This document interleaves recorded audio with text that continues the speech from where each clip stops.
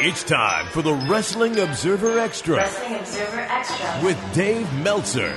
Back by popular demand. Right here on The Law. Live audio wrestling. Welcome back, going into hour 2 of The Law, and of course welcoming on back this week, Dave Meltzer. How are you, Dave? I'm doing okay. How are you? I'm all right. Unfortunately, we've got to start with a little bit of sad news this week. Matt Anoa'i, better known to wrestling fans as Rosey, the superhero in training, and actually older brother of Roman Reigns, passing away at the age of 47. Now, Dave, this used to be very much a symptom of professional wrestling. The late 40s, passing away, heart problems.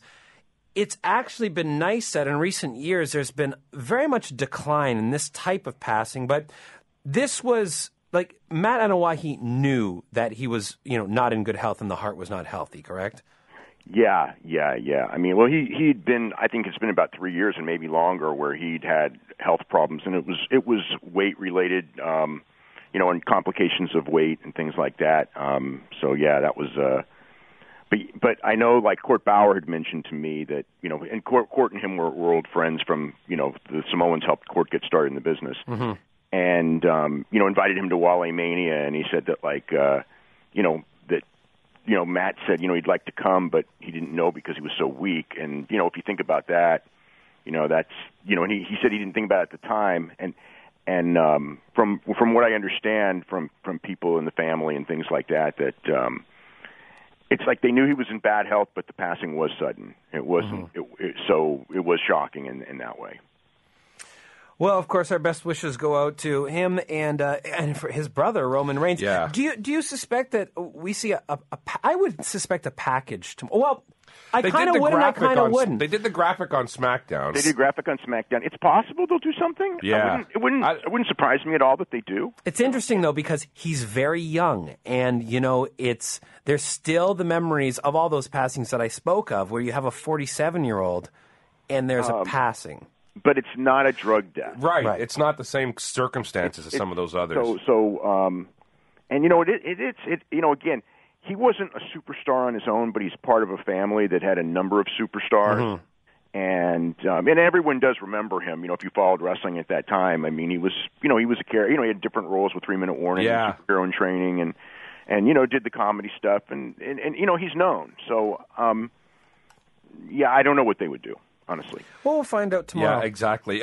Dave, can we switch to Japan, too? I just wanted to see if we could get an update from on you on Akebono. And for me, the Shibata thing, I'm just crushed, Dave. I mean, he's just one of my favorite performers. And the fact that this simple headbutt is now the guy, it sounds like his career is over.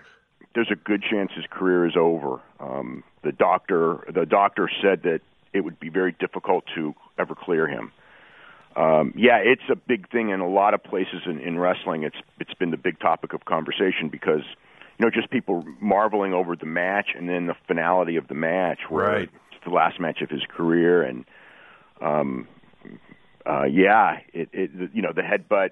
I mean, if you see it, it's like it was a spot that, you can't be doing that. Nevertheless, people have done it, and it has not ended careers. You know what I mean? It's not like it's done often, but it has been done. And to see this guy when it was, it was really a match that put him over the top. I think he was going to be one of the big 3 to big 5. Yeah, really. Well, that's one of the things, Dave. He's always just been on the cusp, right? And I thought this is the program that's going to maybe get him up with that upper echelon of guys because he deserves to be up there. But then having this happen it's just so crushing. Yeah, I know, and it's you just hate to see a career end, especially so soon after Honma. Right, yes. So it's like they've had 2 of their, better guys go down in just a couple of months. And in both cases, it's style related. I mean, it's not like it's anything else. And it's a sobering thought, unfortunately. Do you think it changes anything, Dave? Do you think they would actually sit down and say, "Look, guys, no more of this. You can't do the headbutts as stiff as the style as you can." Well, the thing is, a headbutt can be a safe maneuver. So it's not like banning headbutts is the issue, but banning the skull-on-skull something legitimate shoot headbutt. Yes, that needs to be banned, 100%. But I mean, as far as like the headbutts, the way they work, the headbutts and everything, that's. I'm not saying it's 100% safe, but there's been no problems with that. It's like, and Shibata is really one of the few. I mean, I've seen like Ishii and some others too. It's like the skull-on-skull stuff, and like what Bryan Danielson did with Nigel McGuinness years and years ago, and that may have played a part in the ending of Bryan Danielson's career. I mean, I'm sure it didn't help any. Yeah, and that stuff. You've got guys in wrestling. I mean, you've got to protect your heads. I mean, that's the one thing. I mean, like knee injuries are knee injuries, and back injuries are back injuries. But head injuries, they hurt your later in life. They hurt you in a very different way, and it's not like a lot of guys have had their careers ended by it. But again, there are guys, and this is like it's like that move specifically. It shouldn't be in pro wrestling. Dave, before we move away from Japan, Akibono, more health problems here as well. Yeah, I'm not sure what he's out of action for the foreseeable future. As far as like what, I think they're saying it's cellulitis. There was other reports of, even more serious stuff, and I don't really know much more than he's off everything for the time being, and there are people who were talking like his career might be in jeopardy, but it's not like Shibata where it's like a probable. I mean, with Akibono, I think it's more of a possible. All right, let's do the question that we've been asking every week. Well, not a question really, but more so a statement. Mauro Ranallo. So settlement, WWE, and some very interesting tweets that have come out between these two parties. Clearly, legal is well involved in this. Yeah, I mean, it was a settlement, and I don't really know what else to say about it other than because it's a weird situation. I expected the settlement all along. I can't say I expected to say what they said, but it was part of the deal, and that was part of that. That was clearly part of the settlement, and. I know, that there's people who think that like, it's like selling out and everything, but it's like, I have like very deep thoughts about this issue because of the mental health aspect and Mauro and everything like that. And, the reality is that the last thing, and I know some people will think that like I shouldn't say this, but the last thing that he needed was to get into a big thing, over this. It really is best for him. It's best for everyone that it goes away. I mean, hopefully whatever happens will never happen again. Hopefully everybody learns from it. That's the best that you can take from all this. But if he got into a fight, I mean, it could affect his career. Yeah. It's just like you guys know Mauro, and it's just like it really like him getting into a big public fight. While if you don't know Mauro, you would go like. He should just fight them, right? But it's like he really shouldn't. It would be terrible. It would be terrible for him. The same reason that the working in the company ended up not being the best thing for him. And he needs to move on. Yeah. And for those, I mean, we have said this on the show, but for those that knew him, it did seem like a ticking time bomb. WWE and Mauro Ranallo, and it's very unfortunate because he did such a good job. And that was the dream. This was Mauro's dream. This is what he wanted, and I that's what I feel most for the guy because he got his dream and it didn't really pan out, and it's really sad.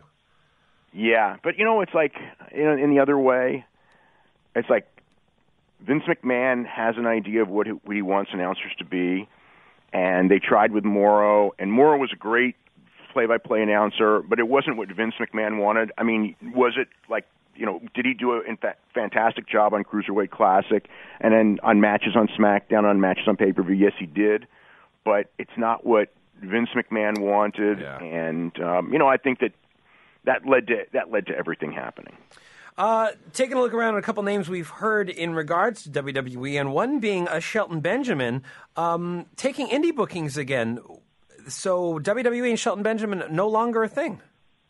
At least not for now. I mean, they didn't sign him up. I mean, he was they did the vignette for him, and he was coming in. Yeah. And they were about to sign him, and that's when they discovered that he had a torn rotator cuff. So he had the surgery, And, I mean, it's possible that they'll bring him in, but, obviously by taking independent dates and everything like that, they haven't made the move to bring him in. And also, too, Dave, we're hearing Mike Bennett, Maria, SmackDown. Is that in the cards? I can't confirm that because I don't know 100%. I mean, it's certainly been hinted to me for months. I expect it, but I don't. It's like I don't know it. It's not like anyone is. I know it's been reported. I mean, I expect that it's true, but like I said, I can't say 100%.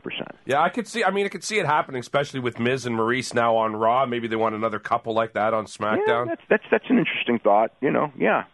Well, Maria is excellent on the mic. I mean, she drove TNA for a long time when she was there. She's very, very good. She did a great job in that. Yeah, she can talk really well, and it's a good pickup. Dave, what's your take on Jinder? Do you like this? I want to throw this out there because, crazy. We actually talked about the fact that even though getting to this point of going from 0 to 60 in one episode is very bizarre for Jinder, and how he got there with the six-packs challenge was a joke. However, this is a bit of an old-school heel that they're throwing out there, in our opinion. Yeah. And I think that they're looking for a star from India and all that, too. Is it a flavor of the month? I think it's kind of weird that he was doing jobs on Raw in 2 minutes, and then now all of a sudden he's a number one contender. So it's like you really flip the switch, and in the end, it's like it probably should have been done with more preparation and building him up to this spot, but it wasn't. And he'll sink or swim in this position, and we'll see. It was a big surprise. I'll say that. I always wonder in situations like this, Dave, if it doesn't, because this is, to me, has got Vince McMahon's fingerprints all over it. Of course it does. And if sometimes with Vince, if it doesn't take off right away, he'll just abandon it. And I'm curious because I think putting him with the Bollywood boys and creating a faction is actually a good idea.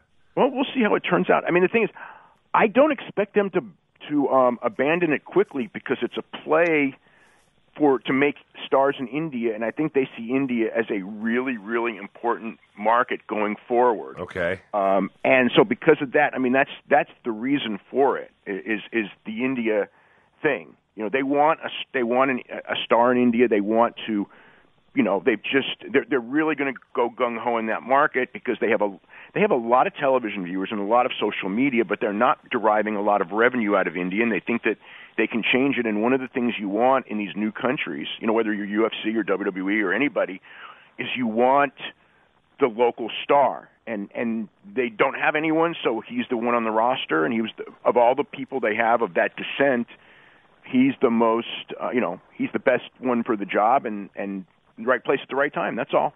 Yeah. Dave, we've got to say goodbye this week, but what is coming up in The Observer? Oh, man, so much stuff. I mean, just coverage of, everything that's going on, with Japan building up to the 3 big shows this week, and with, what WWE does the next couple of days, and the Mauro situation, and so much more. And before we go, because we'll be talking to you next week after the pay-per-vieiew, Braun or Roman, who's going over in that match? What's your prediction? Don't you think Braun has to go over? I do, yeah. Yeah, because Roman is going to have his run, but it's for the championship, but it's not now. Right. Mm-hmm. Braun is being groomed, as far as I know, with Brock Lesnar imminently. Plus, Roman is coming in with an injury, and Roman pinned him in the first match.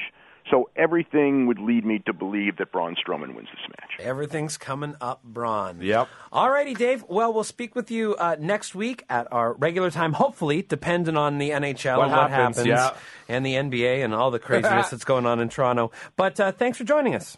Okay, you're very welcome. Great. Have a good week. Dave Meltzer, of course, you can find all of his fine work at WrestlingObserver.com.